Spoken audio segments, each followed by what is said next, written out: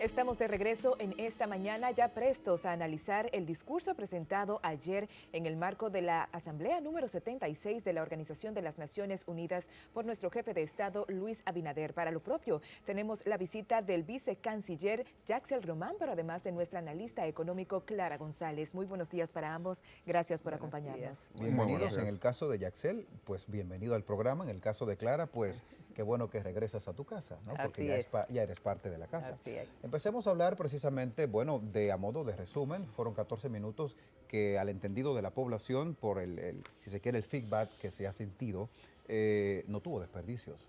O sea, fue como muy puntual en cada uno de esos tópicos que presentó ante el mundo.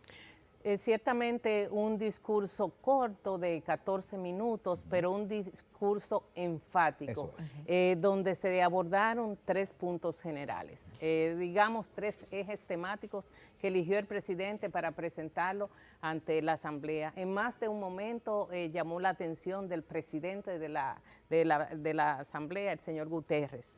Pues el primer punto que el presidente Abinader destacó fue el exitoso plan de vacunación que ha tenido la República Dominicana y lo puso como ejemplo, señalando también que la articulación de este Plan Nacional de Vacunación y haber conseguido las vacunas en tiempo récord le ha permitido a la República Dominicana ejercer los mecanismos de solidaridad para regalar inclusive vacunas, y eso se puso de manifiesto en ese foro.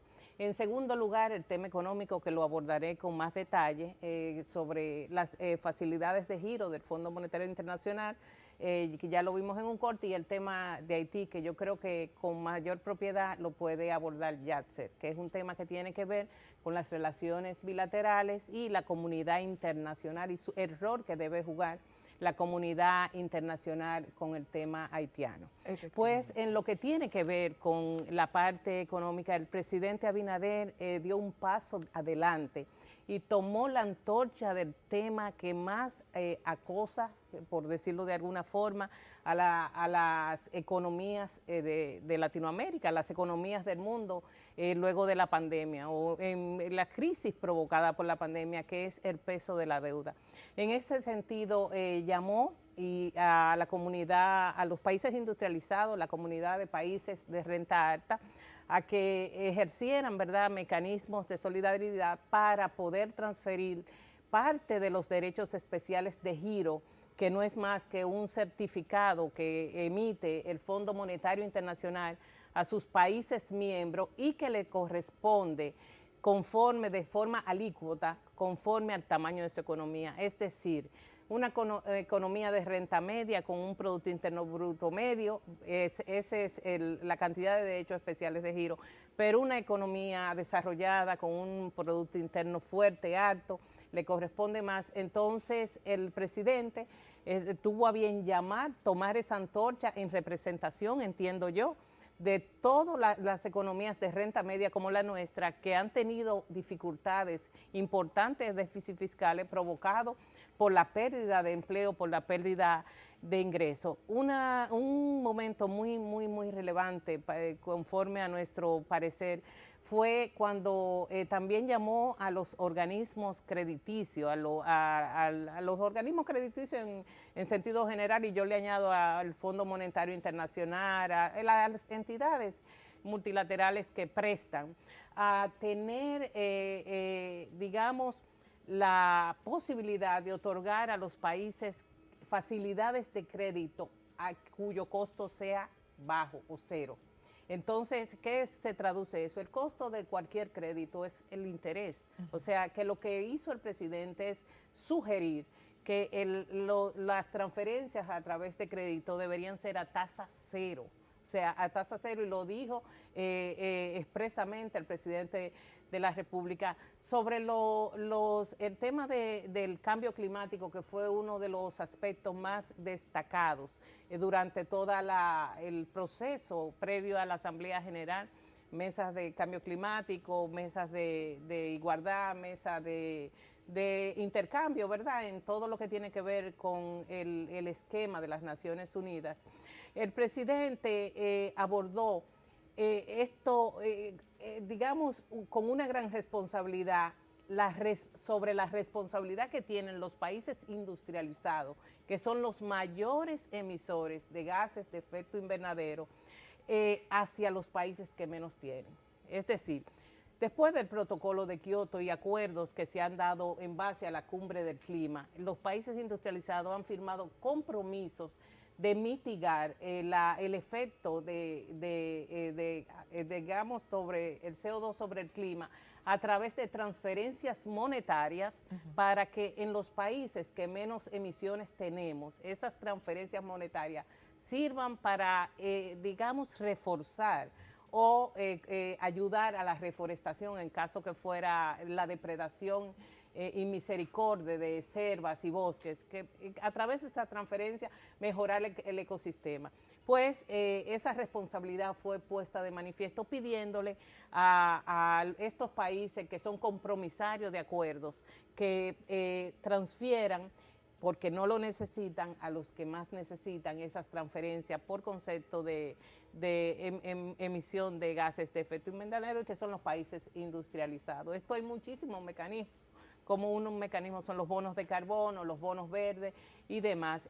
Lo cierto es que el presidente Luis Abinader, en lo que tiene que ver con lo económico, hizo un diseño de la política interna, de lo que ha pasado en el país, está pasando la discusión de las reformas estructurales y digamos, la necesidad de que las economías decanten en fortalecimiento a través de las facilidades de crédito para evitar grandes choques sociales que pudieran desencadenar si esos desequilibrios fiscales no se corrigen. ¿Y cómo se corrigen? Se corrigen con el aumento del ingreso y de la producción. Un diseño en la política interna de cara a lo externo y sobre todo en un escenario como ese, un escenario idóneo. Ciertamente. Así es. Bueno, señor vicecanciller, esta 79 cumbre de la Organización de las Naciones Unidas Asamblea más bien coincide con un escenario migratorio complejo en el ámbito internacional. Vemos las migraciones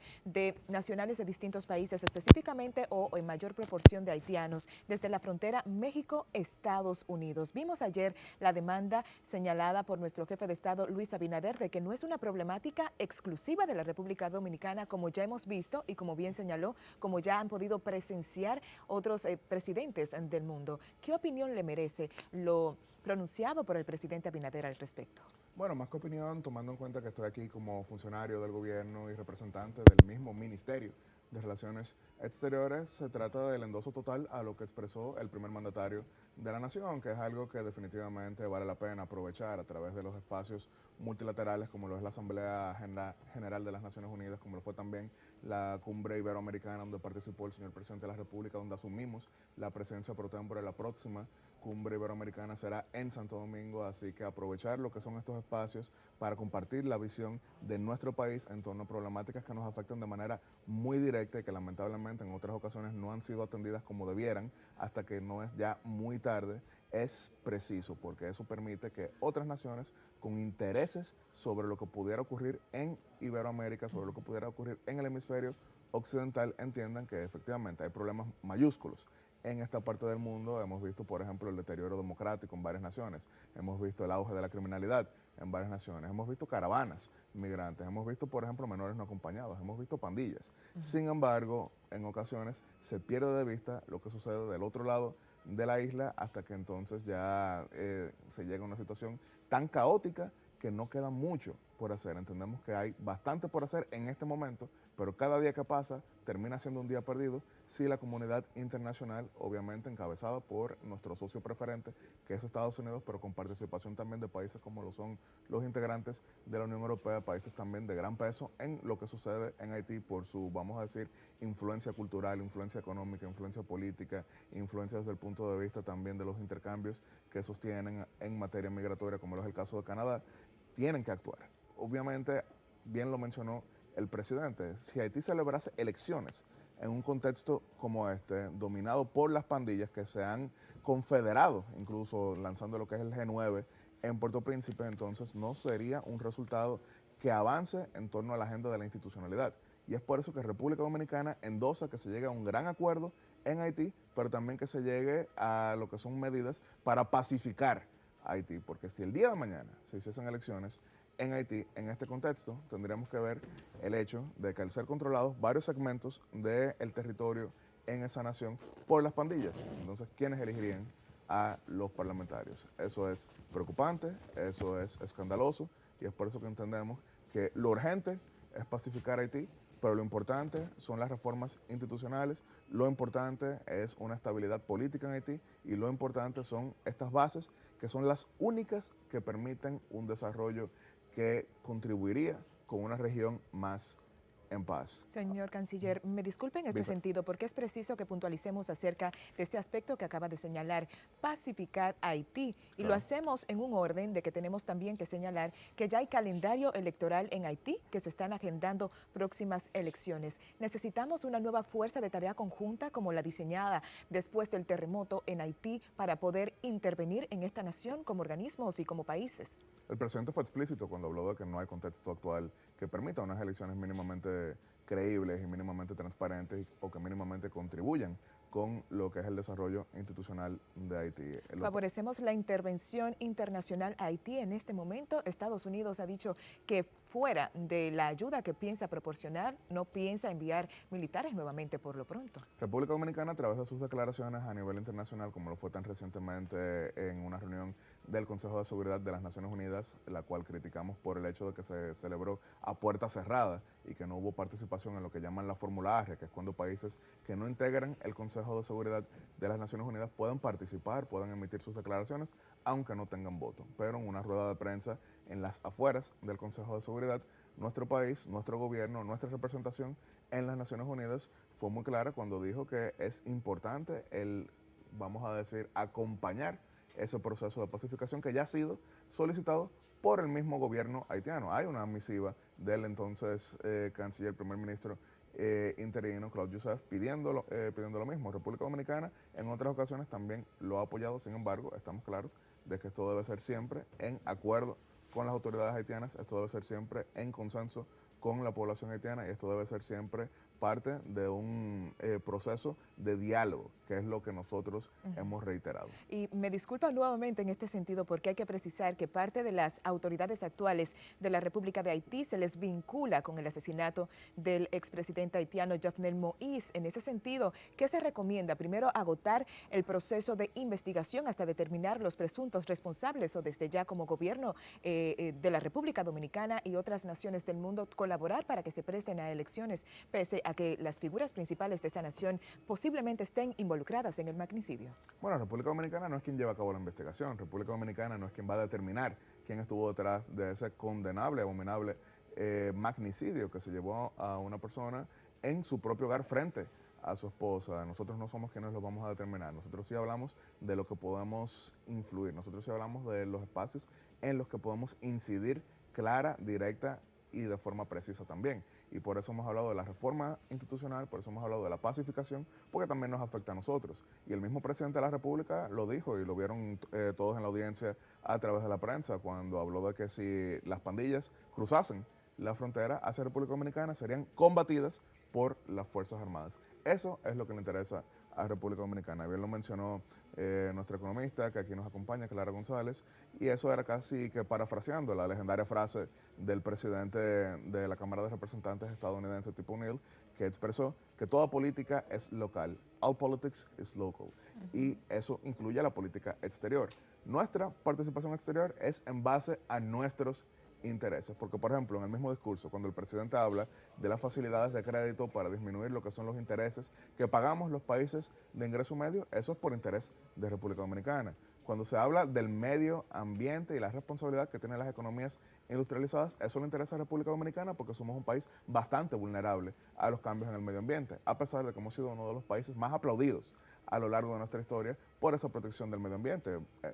Invito a la población, si no lo ha leído, a que aproveche este libro tan afamado del autor Jared Diamond, Colapso, porque algunas sociedades fracasan y porque otras triunfan, donde le dedica 15 páginas a República Dominicana, claro, hablando de esas grandes reformas que hizo el presidente Balaguer en protección del medio ambiente, pero también cuando República Dominicana habla desde el punto de vista de lo que es el mismo Haití, es porque a nosotros nos afecta. Claro. Cuando República Dominicana habla de la importancia de una democracia como valor inequívoco en la región, latinoamericanas, porque también nos beneficia, porque queremos una región en paz, queremos una región en convivencia y queremos una región que supere de manera definitiva el yugo opresor dictatorial. Mira, otro punto importante dentro del discurso del presidente en el día de ayer, hablaba de impulsar una transformación global en la economía. El caso, por ejemplo, que nos compete contigo, Clara, acá en el set. Para nadie es un secreto el hecho de que nuestro país en asuntos de recuperación económica en medio de este escenario pandémico, pues ha sido 1A, ¿no? Entonces, de repente, escuchar a un presidente en medio de este escenario hablando de un evento que nos posiciona dentro de la región en un lugar cimero y preponderante, la verdad que cae muy bien, ¿eh? Ciertamente el presidente destacó cómo la República Dominicana ha tenido la capacidad de levantar su economía en un plazo corto. Desde que empezó el año, en abril empezamos creciendo al orden del 3%, ya en mayo estábamos al nivel de un 7% y terminado el año se espera que el Producto Interno Bruto crezca hasta un 10%. Es importante destacar, y respecto de lo que dice el viceministro Román, que digamos que el discurso del presidente Abinader se tiene que ver desde la perspectiva local. ¿Y qué te cuento? La visita en el marco de la Asamblea de las Naciones Unidas también conllevó una serie de reuniones importantes previo, de una dinámica que agotó el presidente increíble. Solamente en el día de ayer tuvo 2 reuniones que yo quiero destacar, aparte de la que estuvo previamente, que fue la reunión con la directora ejecutiva de la Comisión Económica para América Latina y el Caribe, Alicia Bárcena, y también una reunión que tuvo con el presidente de la Conferencia Iberoamericana, donde el país ocupa la presidencia pro tempore. Entonces, estas cosas son importantes para la República Dominicana. El crecimiento económico y la recuperación que ha tenido el país ha sido producto del proceso oportuno de la vacunación.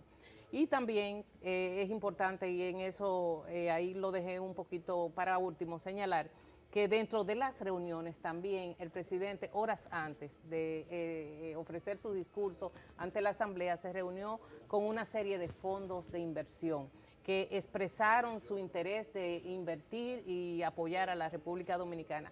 Pero ¿cuál es el mensaje que manda el presidente Luis Abinader al tener esa reunión con esos fondos de inversión, que no se detalló cuáles eran, pero en Estados Unidos los fondos de inversión más importantes está Fidelity, está Vanguard y otros, para no detallarlos todos? ¿Qué quiso decir?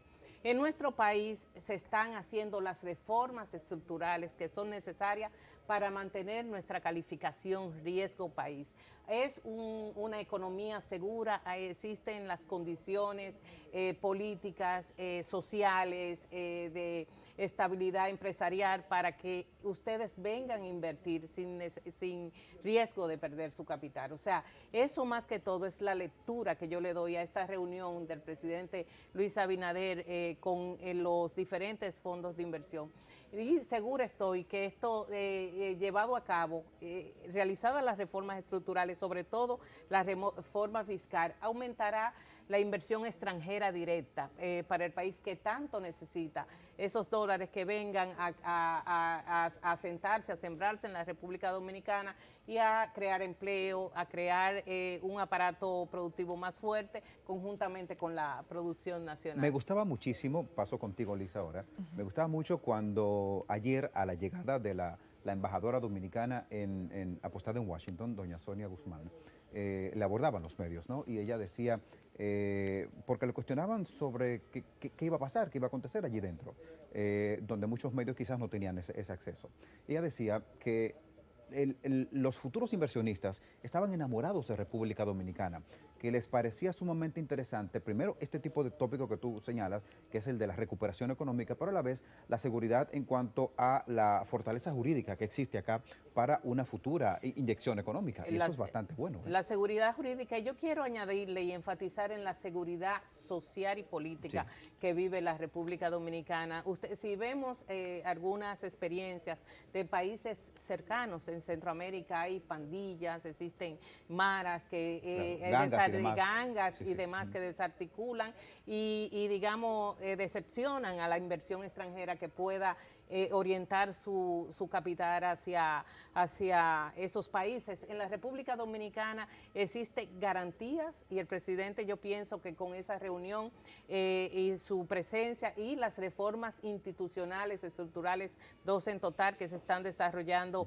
en la República Dominicana, le manda un mensaje contundente a los inversionistas extranjeros. En la República Dominicana se puede invertir con buena rentabilidad y bajo riesgo, que es la fórmula adecuada para que un inversionista decida traer sus capitales hacia la República Dominicana. Yo no tengo ninguna duda que no ni 2, ni 3, ni 4 inversionistas, fondos de inversión, hasta fondos de pensiones que también invierten a través de broker, puedan venir a la República Dominicana a poner sus inversiones en un paraíso seguro, y en el paraíso, nada de paraíso fiscal, sí, para que quede claro, o digamos un destino para vale ponerle, la pena tomar en cuenta que cuando hay paraísos fiscales es porque hay infiernos fiscales. Exactamente, claro. no. Bueno, pero me desdigo, a un destino seguro, claro, donde hay posibilidades de una economía que va creciendo, que las instituciones son fuertes y que se ha sobre todo combatido lo que es el mal hacer en la actividad pública. O sea, la falta de ética. Un cambio estructural, un cambio estructural, definitivamente. Un cambio cultural, diría yo. Lamentablemente se nos ha agotado el tiempo, pero no me gustaría dejar escapar la oportunidad para consultarle al señor vicecanciller acerca de la proyección en términos de política internacional que tiene nuestro jefe de Estado en estos momentos. Prensa internacional lo señaló como uno de los mandatarios más esperados en el marco de la Asamblea General de la Organización de las Naciones Unidas. Fue uno de los presidentes que más ofreció encuentros y entrevistas para medios locales e internacionales, pero también se ponderó bastante el hecho de esas más de 820,000 dosis de vacunas anti-COVID-19 que está donando el gobierno de la República Dominicana para auxiliar a otras naciones. Bueno, hay una razón bastante clara en ese sentido, y es que en momentos tan oscuros que se está viviendo a nivel regional, un país como República Dominicana que tiene crecimiento de 10%, un país como República Dominicana que avanza en sus vacunas, un país como República Dominicana que recibirá 4 millones de turistas, un país como República Dominicana que celebró elecciones en medio de la pandemia y vio una transición pacífica del mando político, un país como República Dominicana que combate de manera inequívoca a la corrupción, un país como República Dominicana que le está dando golpes contundentes al narcotráfico, porque creo que vale la pena mencionar esto. La operación Falcón se trató del golpe más contundente al narcotráfico que ha visto la región fuera de los países que por su tamaño, que no tengo que mencionar, han sido los de mayor concentración en ese sentido. Entonces, como bien mencionaba Clara, hay un tema, y es que los inversionistas necesitan lo que es esa estabilidad política como garantía para arriesgar su capital, y eso es atractivo, pero también, desde luego, cuando vemos lo que son las, vamos a decir, agencias de prensa, cuando vemos lo que son los organismos multilaterales, el tener una historia de éxito como la dominicana hace que quien encabeza la administración en ese país sea alguien que ellos quieran escuchar, que quieran conocer qué sucede en República Dominicana. Lo vimos en buena parte de las entrevistas que dio el presidente, lo vimos en buena parte de las ruedas de prensa que dio el presidente, pero también lo vimos en su liderazgo regional, cuando el día de ayer hubo una reunión con el presidente Carlos Alvarado de Costa Rica, el presidente Nito Cortizo de Panamá, en el lanzamiento de lo que hemos calificado Triángulo Caribeño. ¿Por qué? Porque somos 3 países que tenemos economías similares, somos 3 países que tenemos democracias relativamente estables, somos 3 países que tenemos puntos culturales en común, y esas alianzas multilaterales formando subbloques es lo que nos permite, para quienes disfrutan el boxeo, pegar por encima de nuestro peso. Porque 3 países como los nuestros, por el tamaño, definitivamente no podremos tener una participación, si se quiere, muy protagónica si fuese en solitario.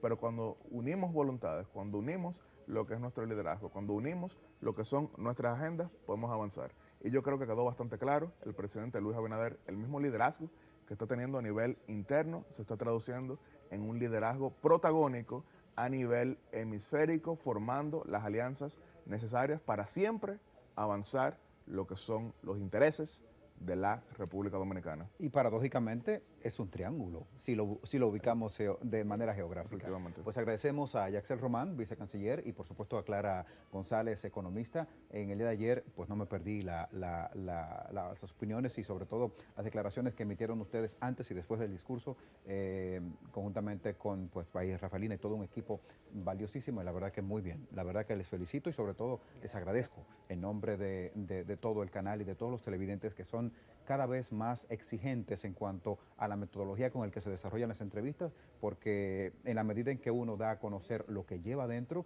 pues el público también va entrando en esa misma dinámica y es lo que queremos. Así que enhorabuena, Clara, sabes que eres de las nuestras. Y Axel, desde ya, pues por supuesto, todo mi cariño y mi consideración. Claro, pero danme duro, que eso es lo Gente que la gente joven, quiere ver. gente joven. Sí, Muy sí. bien, nos alegra mucho, jóvenes.